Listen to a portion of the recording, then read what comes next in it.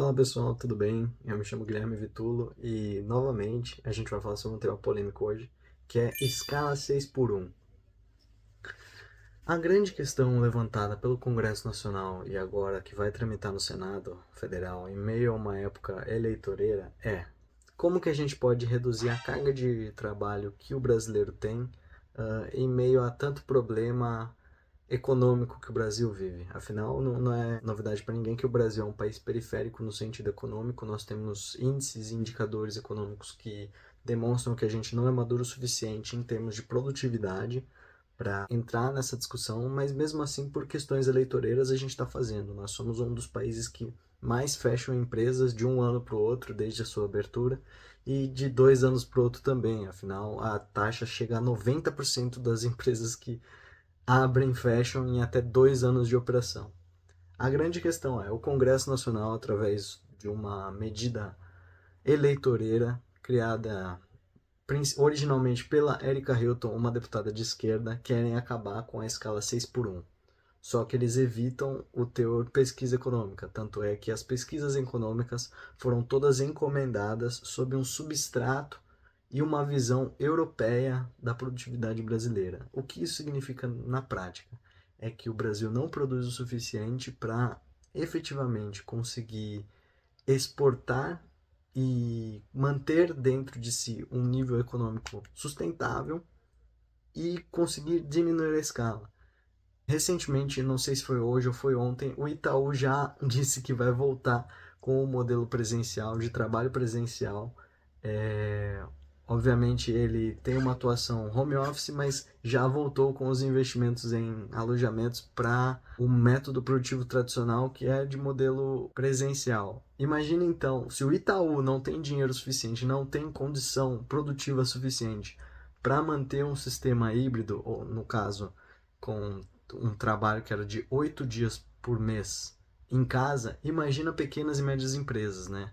Nós temos o estudo da Fundação Getúlio Vargas, que apontou aí, se eu não me engano, o impacto que isso causaria seria de até 1% nas grandes indústrias, porém, essa análise, esse estudo não levou em consideração as pequenas e grandes empresas, que são a maioria do corpo produtivo do país. Em termos absolutos, são majoritariamente as pequenas e médias empresas que rodam a economia brasileira. Obviamente que em termos relativos, quem produz em muito maior volume vai ser as empresas grandes. Só que a capilaridade de manutenção dessas empresas e principalmente dos empregos gerados não estão na mão dessas empresas, estão nas empresas pequenas. A grande questão é por que diminuir na marra e não levar em consideração modelos como apresentado por países desenvolvidos de fato, como os Estados Unidos ou outros países onde você tem uma liberdade de contratação de mão de obra conforme o dia, conforme a necessidade diária, né? Essa é uma grande questão. Você tem países aí nos Estados Unidos, por exemplo, que a mão de obra não é calculada conforme como dia da semana. Na verdade, é muito mais focado em horas trabalhadas. E com o montante de horas trabalhadas, você formaliza um contrato de trabalho que vai delimitar quanto de dinheiro você vai receber no fim do mês. O que não acontece aqui no Brasil. Aqui no Brasil você é mensalista, você basicamente contrata o mês e subdivide isso em horas trabalhadas para fazer os cálculos trabalhistas. Mas na relação de emprego é majoritariamente contando dias. E isso engessa muito o sistema produtivo brasileiro. Para você fazer uma contratação um pouco mais livre, de produtividade um pouco mais livre e uma contratação por entrega, fica muito menos custoso você contratar um PJ, uma pessoa jurídica.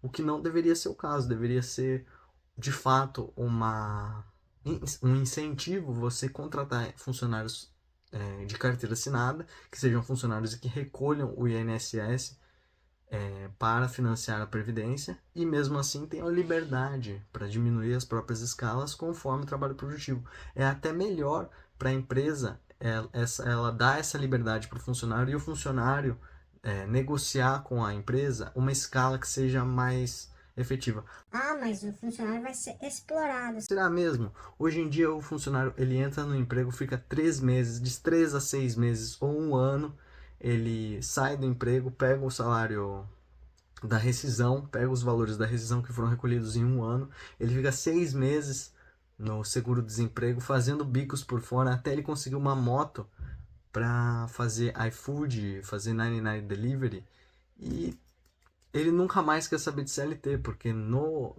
regime onde ele vai ser motoboy, onde ele não vai ter direito trabalhista algum, ele vai estar ganhando mais, vai estar sobrando mais dinheiro e mais qualidade de vida, com ele tendo a possibilidade de se programar para fazer uma viagem, para fazer uma folga programada, para colocar a sua vida também em prioridade, não priorizando exclusivamente o trabalho, coisa que não acontece durante o CLT.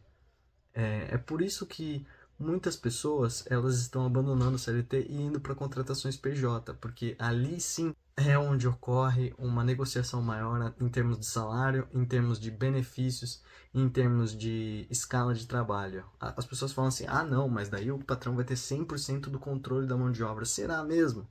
Na verdade, eu acho que com a união da classe trabalhadora no Brasil é muito mais fácil a gente ver um processo inverso, né? É muito mais fácil a gente ver os trabalhadores ditando as regras de contratação muito mais do que hoje, porque hoje um setor que entra, vira e mexe, está em crise por falta de mão de obra operacional são os supermercados que majoritariamente contratam a menos de salário mínimo. Agora imagina você que trabalha em 2 empregos, trabalha num salário 5 por 2, mas no final de semana você faz Uber, motoboy, você faz qualquer coisa. Por que não você se aprovar de uma escala de trabalho onde as pessoas tenham capacidade de negociar a sua hora trabalhada? Por que não você migrar para um modelo de trabalho onde você trabalha 2 dias no supermercado, 6 horas de serviço, com serviços puramente operacionais ou puramente administrativos, mas de baixa qualificação? Não seria muito mais fácil você trabalhar num ambiente controlado, ou numa farmácia, ou numa hamburgueria, ou em qualquer tipo de emprego, estando recolhidos ali os seus encargos e os seus benefícios? Você pode até fazer um modelo de contratação alternativo ao original para setores que não têm necessidade de treinamento muito árduo. Você consegue ainda propor uma diferenciação do modelo de trabalho tradicional, sobrando tempo e conseguindo criar escalas alternativas àquele trabalho e mantendo uma empresa funcionando e gerando lucro e receita. Agora, qual que é a solução proposta, principalmente no estudo da FGV, o governo precisa olhar para essas microempresas e essas pequenas e médias empresas.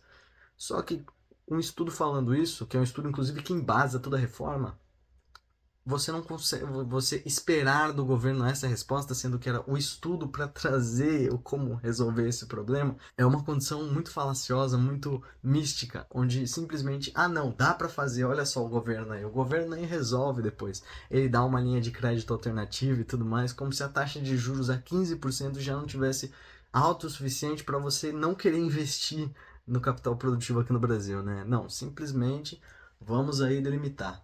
Então essa é uma sugestão, uma proposta que realmente poderia efetivamente criar mão de obra, criar demanda e criar oferta de mão de obra temporária, que poderia diminuir as escalas de trabalho e poderia inclusive distribuir o ganho dessas empresas privadas de uma forma muito mais igualitária, alcançando oportunidades para muitas outras pessoas e não dependendo exclusivamente de um programa que é majoritariamente eleitoreiro e não vai trazer resultados práticos bons, benéficos para essas 10 milhões de pessoas, dessas 20 milhões de pessoas que trabalham na escala 6 por 1.